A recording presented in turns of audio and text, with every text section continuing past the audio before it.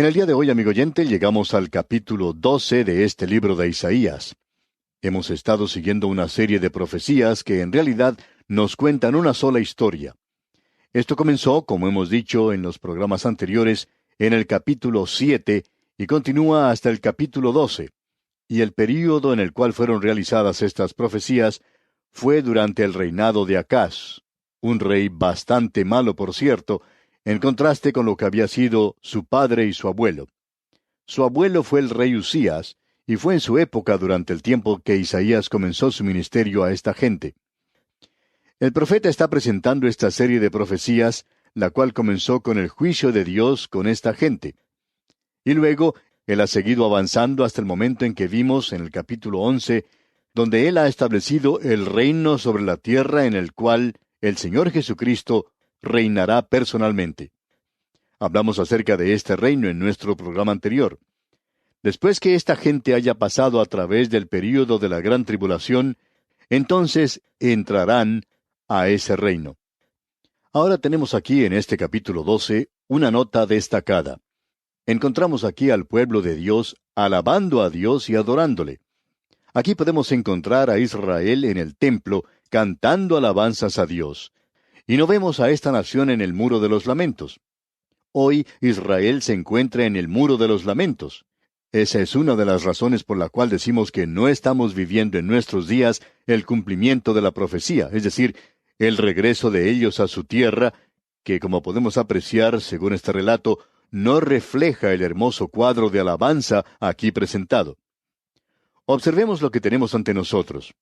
Es un cuadro muy hermoso de adoración. Este capítulo es un capítulo muy breve y es también un cántico.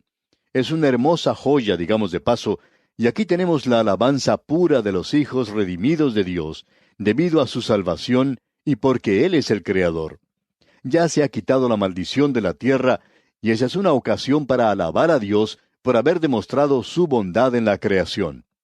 Usted y yo, amigo oyente, no hemos podido apreciar nada de eso en la naturaleza, porque aún hoy se encuentra bajo esa maldición. La naturaleza en estos días tiene una garra sangrienta, colmillos llenos de sangre y muy filosos, por cierto. Todo eso será quitado cuando llegue esa ocasión a la que nos estamos refiriendo. Ahora, en este capítulo 12, en los primeros 3 versículos, encontramos al Señor Jehová siendo alabado a causa de la salvación. Luego, en los versículos 4 al 6, tenemos la alabanza al Señor Jehová a causa de sus obras en la creación. Notemos pues lo que dice el primer versículo de este capítulo 12. En aquel día dirás, cantaré a ti, oh Jehová, pues aunque te enojaste contra mí, tu indignación se apartó y me has consolado. Una vez más encontramos aquí esa expresión que hemos señalado anteriormente como en aquel día. Y creemos que ya hemos identificado a este día como el comienzo del período de la gran tribulación y que continúa hasta la venida de Cristo y hasta cuando su reino sea establecido sobre la tierra. La noche de pecado ya ha concluido y ha llegado el día de salvación. Ahora es el día del Señor. Esa gente ha pasado a través de esa noche y la luz ya ha llegado al mundo. La tribulación ya ha pasado, las tormentas de la vida se han acabado y ellos han entrado al reino. Es una ocasión para alegría, para alabanzas. Encontramos aquí que lo que caracterizará ese período es el gozo. Notemos lo que dice el versículo 2. He aquí Dios es salvación mía. Me aseguraré y no temeré, porque mi fortaleza y mi canción es Jehová, quien ha sido salvación para mí. Usted puede notar que lo que se nos indica aquí es que la salvación no es una cosa, sino que es una persona. La salvación no es un programa, tampoco es una religión, no es un sistema ni es un rito, no es algo litúrgico. La salvación, amigo oyente, es una persona, y esa persona es el Señor Jehová, el Señor Jesucristo. Ese es el cuadro que se nos presenta aquí. Y esta gente le da alabanzas a Él por esto. Y el versículo 3 nos dice, sacaréis con gozo aguas de las fuentes de la salvación. Esto nos habla de la abundancia, de la satisfacción, y habrá entonces mucho gozo en el corazón. Eso es lo que lo caracteriza. Amigo oyente, Esta es una época de mucho gozo, y así es como el Señor quiere que sea. Él quiere que nosotros seamos felices. Él hace que nosotros nos regocijemos, que cantemos alabanzas. Y no creo que lleguemos a ser testigos de Él, sino hasta cuando tengamos ese gozo. Ahora en el versículo 4 leemos, y diréis en aquel día, cantad a Jehová, aclamad su nombre, haced célebres en los pueblos sus obras, recordad que su nombre es engrandecido. En aquel día, por supuesto, se refiere al milenio. Es la parte del día cuando hay luz. Comenzó con la noche de pecado. Ahora nuestros días comienzan con la salida del sol. El día del Antiguo Testamento comenzaba con la caída del sol, y uno debe pasar a través de la noche. En los Salmos leemos, por la noche durará el lloro, y a la mañana vendrá la alegría. Y esta es la mañana de gozo, y la hora de darle gracias a Dios por la salvación. No solo por eso, sino por el hecho de que Él es el Creador. Leamos el versículo 4 otra vez. Y diréis en aquel día, cantad a Jehová, aclamad su nombre, haced célebres en los pueblos sus obras, recordad que su nombre es engrandecido. Y las obras de Dios son mucho más que el haber hecho la creación. Pero incluye eso. Es todo lo que Dios hace. Y las obras de Dios son grandes, y por cierto que son muy amplias también. Ahora el versículo 5 de este capítulo 12 de Isaías dice, cantad salmos a Jehová, porque ha hecho cosas magníficas. Sea sabido esto por toda la tierra. Dios ha hecho grandes cosas. Bueno, en los 6 días de la creación, usted habrá notado que cuando cada día llegaba a su fin, el Señor miraba y vio que lo que había sido hecho era bueno y en gran manera. Cuando Dios mira las cosas y dice que es bueno, entonces, amigo oyente, es bueno. Yo creo que sería bueno de parte nuestra que nosotros le demos gracias a Él por una salvación perfecta. Y le debemos dar las gracias por la creación, aun cuando el pecado ha entrado a este mundo. Seguro que podemos notar en muchos lugares a nuestro alrededor que hay ratas por algunos lugares, y que también existen las hormigas por todos lados. Pero a pesar de todo eso, amigo oyente, podemos escuchar las aves cantando, y hay belleza en las flores, en los árboles. Y aun cuando la tierra haya sido maldecida por el pecado, aún así es hermosa. Usted puede imaginar lo que llegará a ser cuando la maldición haya sido quitada. Vamos a tener entonces ocasión de alabar y cantar cánticos de alabanza a Dios en aquel día, y lo podemos hacer hoy también. Ahora el versículo 6, el versículo final de este capítulo 12 de Isaías dice, regocíjate y canta, oh moradora de Sión, porque grande es en medio de ti el Santo de Israel. Esta es una exclamación de gozo del alma redimida que está entregando todo lo que una pobre criatura puede darle a Dios. Aleluya. Cuando hoy nosotros hablamos acerca de nuestra dedicación, ni siquiera sabemos lo que estos términos en realidad significan. Ellos lo sabrán en aquel día, y nosotros también. Y llegamos ahora al capítulo 13 de Isaías, y nos encontramos ahora en una sección completamente diferente. Y el tono de lo que dice ese libro cambia inmediatamente. Comenzando con el capítulo 13 y hasta el capítulo 23, encontramos ciertas cargas, y en realidad son cargas de 9 naciones que rodean a Israel. Una carga es algo que usted tiene que soportar. Es un juicio de Dios contra estas naciones. Aquí tenemos 9 de estas naciones mencionadas, y en cierta manera, este es uno de los pasajes más destacados de las Escrituras, porque la mayoría de las cosas aquí mencionadas ya han sido cumplidas. Era algo profético cuando fue dado, pero ahora ya ha sido cumplido. Es algo que ya pertenece a la historia. Cada una de estas naciones ha tenido contacto con Israel, y la mayoría de ellas eran vecinos que vivían en las fronteras de Israel. Eso quiere decir que estaban muy cerca de esta nación. Sus fronteras tocaban las fronteras de Israel, o bien no estaban muy lejos de esa nación. Israel sufrió bajo algunos pueblos y volverá a sufrir nuevamente en el futuro. De paso, digamos que eso está sucediendo hoy, y es debido a alguna de estas naciones, y usted podrá encontrar aquí que hay algunos nombres que son conocidos. Y por supuesto, aquí tenemos a la nación de Egipto.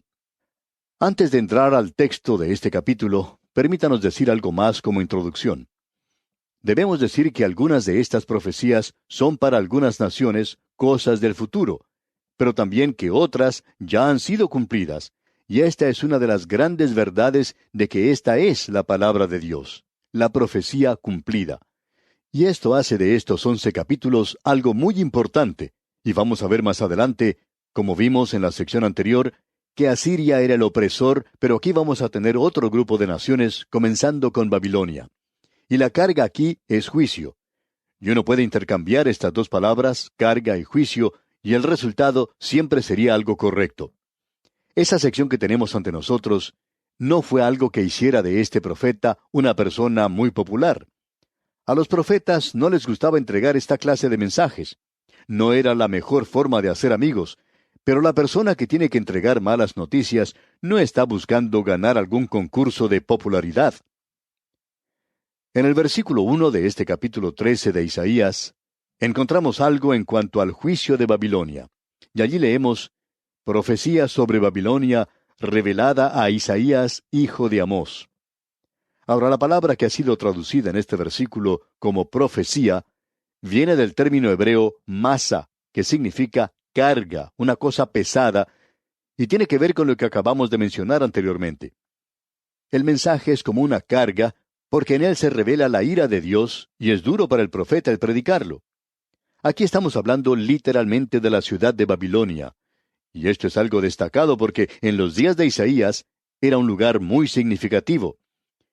No fue sino hasta un siglo después que Babilonia llegó a ser un poder mundial, y Dios había pronunciado ya su juicio sobre Babilonia aún antes de que este país llegara a ser una gran nación.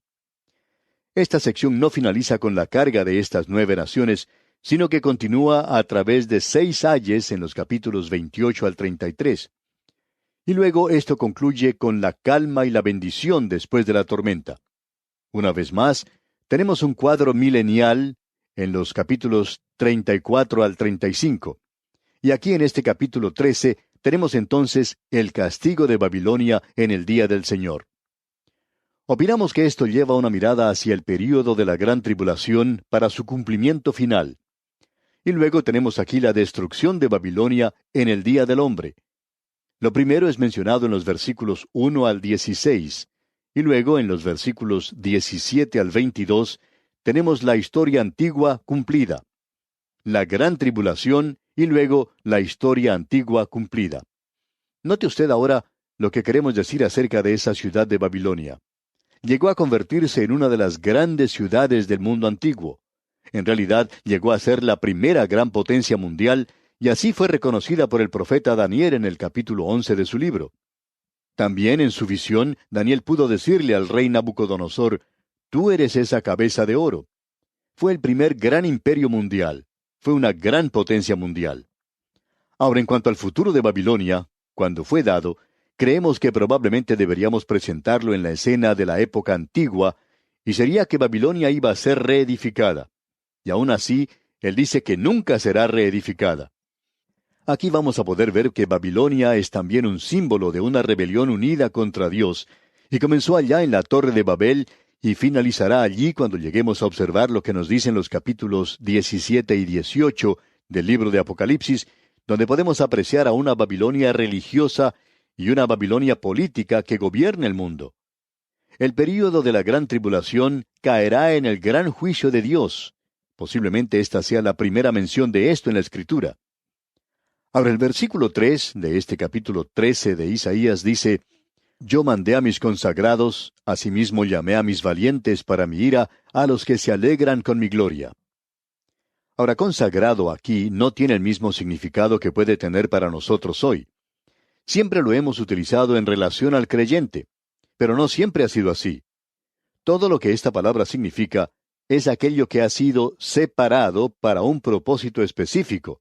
Y cuando es separado para un propósito específico, y es para el propósito de Dios, entonces es algo que lo hace muy especial.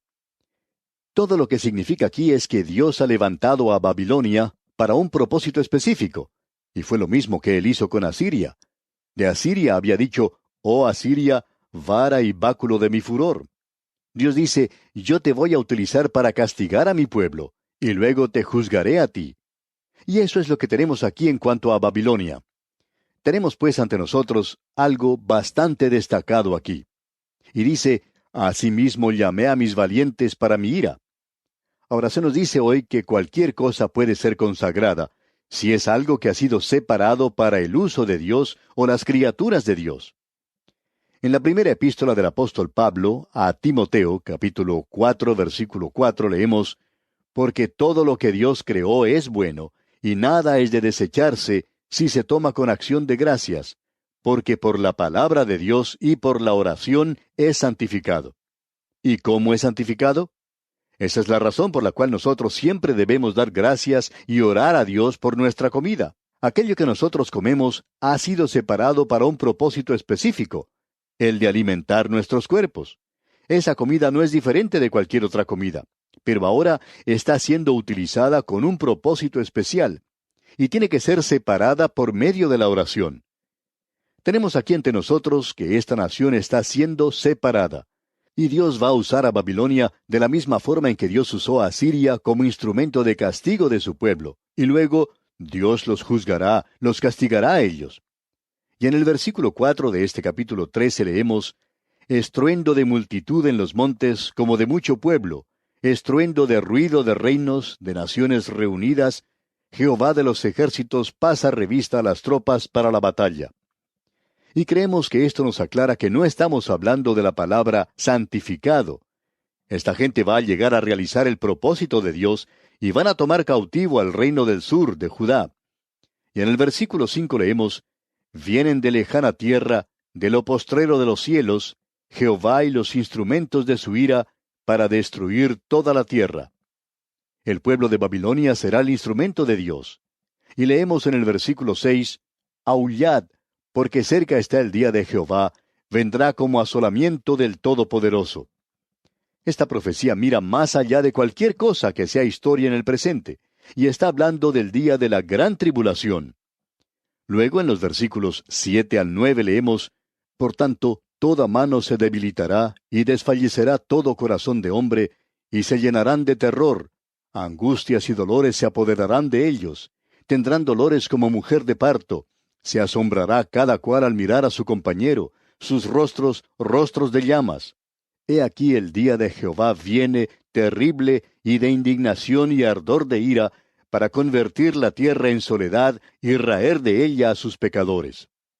En la gran tribulación, Babilonia llegará a ser otra vez una gran potencia en los últimos días, y es una potencia que destruirá a esta gente de la misma manera en que Dios lo hizo en el pasado. Luego lo hemos identificado con la gran tribulación. El versículo 10 dice: Por lo cual las estrellas de los cielos y sus luceros no darán su luz, y el sol se oscurecerá al nacer, y la luna no dará su resplandor. Y eso ha sido profetizado otra vez por el Señor Jesucristo, allá en el Evangelio según San Mateo, capítulo 24, versículo 29, y también en Apocalipsis, capítulo 8, versículo 12. Ahora, en el versículo 11 de este capítulo 13 de Isaías, que estamos estudiando, leemos: Y castigaré al mundo por su maldad.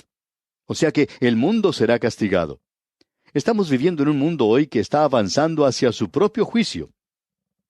Y el versículo 12 dice: Haré más precioso que el oro fino al varón, y más que el oro de Ofir al hombre. En el momento en que Cristo murió por usted y por mí sobre la cruz, amigo oyente, eso nos dio mucho más valor. Es un tiempo de destrucción mundial, y Él dijo que ninguna carne sobrevivirá a no ser que sus días sean limitados. Pero Dios guardará un remanente para sí. Y pasando al versículo 17 de este mismo capítulo 13 de Isaías, leemos: He aquí que yo despierto contra ellos a los medos, que no se ocuparán de la plata ni codiciarán oro. Ahora, ¿quiénes son los medos?